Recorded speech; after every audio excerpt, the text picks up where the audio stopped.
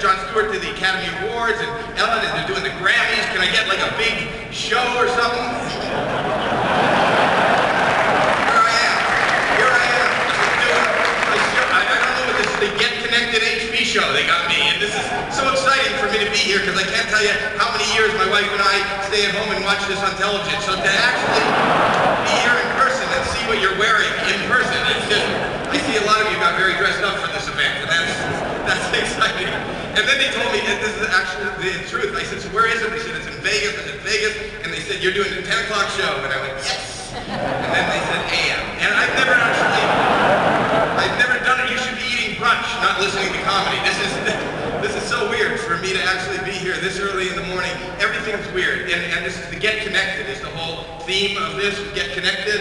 And this is, oh, look at this. I have the guy before me, and there's nothing better, you know, comedy is hard enough as it is, but so I always usually have like an opening act, where I have an opening act, but what could be more thrilling than 3 PowerPoint presentations before?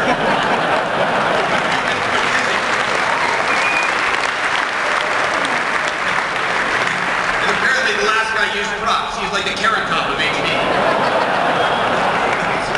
This was his prop. Okay. So this is, and Get Connected, talked about Get Connected, I'll tell you this, I'm going to tell you this.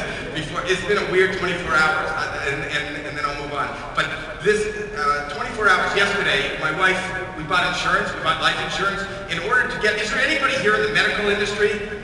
Is there, are you in the medical industry? Yeah, what's your name, sir? Ron. What do you do, Ron? You manage computer systems. Hello? All right, before that. So let me ask you, but do you know anything about medicine? Do you know anything about medicine, Ron? No.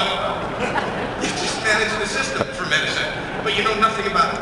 The reason I'm asking, because, and this may not be fun, but we bought insurance and I have to have a physical, and I've never had this done before. And 24 hours, I'm just going to tell you, 24 hours ago, a Ron-like man, from somebody in the industry that knew, hopefully knew about the industry, a man did that behind me. You know what I'm saying? Talk about Get Connected. And so do you even know what it, I don't even know what it, I've never, you know what I bent over the table and his fingers in there, and I said to him, you know what I'm saying, I bent over the table because I've never had this done before, and I didn't, but I was going to say to him, you do this to everyone, right? But I didn't, because I thought that would just come off jealous, and I don't want that. Have other people had this test? Has anybody here had this test? Just one, just you. It's just me and you. Nobody else. Do you even know, what is your name? What is your name? Doug, and what is the test, Doug? What is the test? Are you on a 7-second delay? Why do you know you had the test. You don't even know what. Checking the prostate. No, I know that. My question is a lot more technical than that. I wanted to ask you people because you would know. You would think in this day and age that they would come up with something more advanced. Look at your industry. Can I just say as a layman, I want to get checked. I think prostate health is important. But when we see this, this instills no confidence, does it? How accurate a test could this possibly be? What kind of measurement could they possibly be taking? You would think they would come up with some sort of scope or scan or something. You would think and this is not funny. I've had friends who were checked. They said, you know, your prostate's enlarged. How do you know it's enlarged and it's not just a new doctor with a shorter finger? You don't know. Here's my idea, just to make the customer feel even a little bit better, even if they would take a Sharpie and put a couple of notches. Because then you can pull it out and go, look, Howie, you're up to 3, which is perfect. For your height, right on the chart. Call your mom. You know what he says to me? You know what and this is not a joke. You know what he says to me? His finger's in there. You know what he says to me? Relax. Like I'm going to doze off with the man's finger. Don't laugh, I did. I fell asleep. I'm comfortable around people. I'm tired. And that's not funny because when I sleep, my fingers like this from the time I was a kid.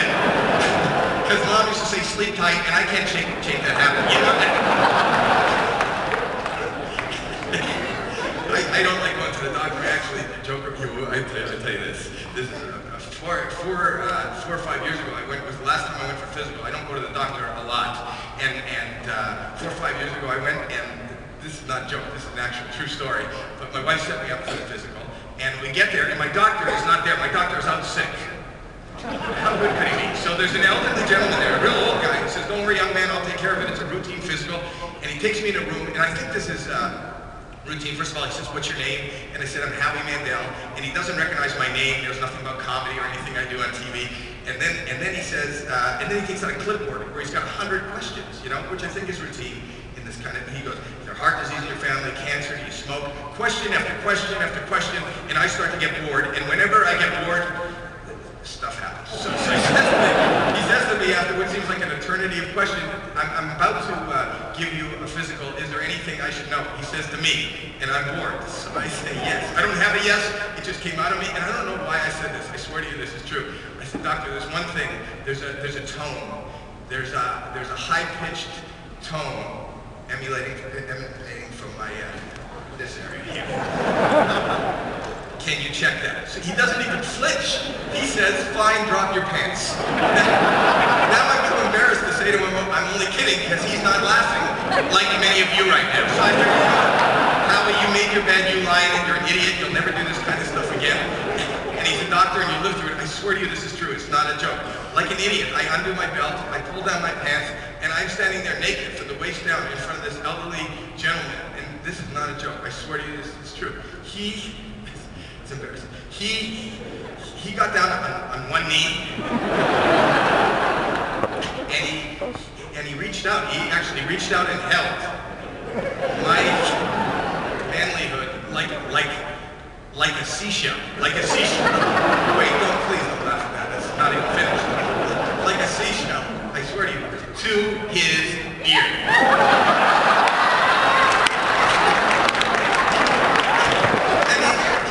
To me. He's listening.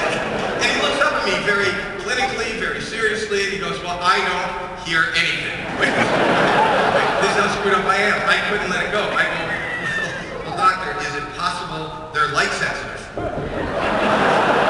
looks at me like, "What are you talking about?" I said, "Well, the only time we hear the tone is at night. My wife and I can't sleep. As soon as the lights go up at night, it's like a buzzing sound or like a beeping.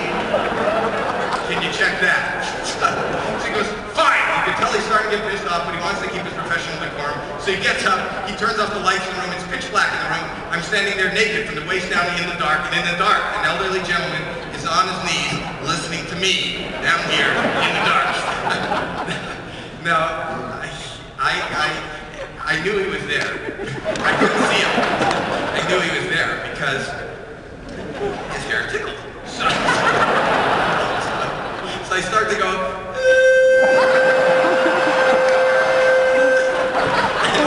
he gets up, he turns on the light and says, "You're doing that with your mouth."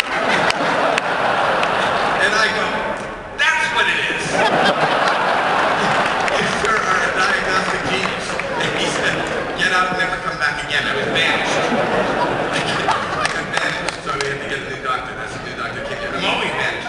People treat me badly all the time. If they don't recognize me, they treat me badly, especially since I gave myself this haircut. I think this haircut has like a negative connotation. And I'm going to keep doing it too, because shaving to me is like piercing or tattooing. Once you start, you don't stop. I'm continuing. You know what I'm doing tomorrow? I'll tell you this. You know what I'm doing tomorrow? Tomorrow I'm going to shave my eyebrows off. And then I've got a whole plan. Wait, and that's not it. Where my bangs are, I'm going to grow 2 strips of hair up here. And then wherever I go, people are going to go, "Howie, why are you so surprised?" See, I'm going to look happy. And I actually am. See, I think these things through.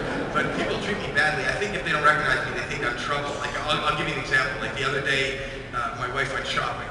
The other day. Every friggin' day. But anyway, don't laugh at that. That's why I'm doing a brunch show. But she says to me, "Would you like to join me?" And I said, "Sure," thinking that she wanted my company. Well, my wife, we live in Los Angeles, and my wife's a lot fancier than I am. She'll shop in like Beverly Hills, and when she gets, I went with her, when she gets on like Rodeo Drive, she's like a heat-seeking missile. She's like, she runs from boutique to boutique. The whole afternoon I'm chasing her, 10 paces behind, going, "Honey, why do we have to run? Wait for me." And then like a magnet into the most upscale boutique you've ever seen, right to the clothes, paying no attention to me. By the time I walk in, I am so far behind this woman, they don't know I'm with her. So imagine, if you will, it's a very upscale Rodeo Drive boutique. Nobody recognizes me out of contact. I walk in, my head is shaved, I'm wearing sunglasses, ripped jeans, and an old t-shirt, and I could tell they were very concerned that riffraff has just come into their establishment. You can feel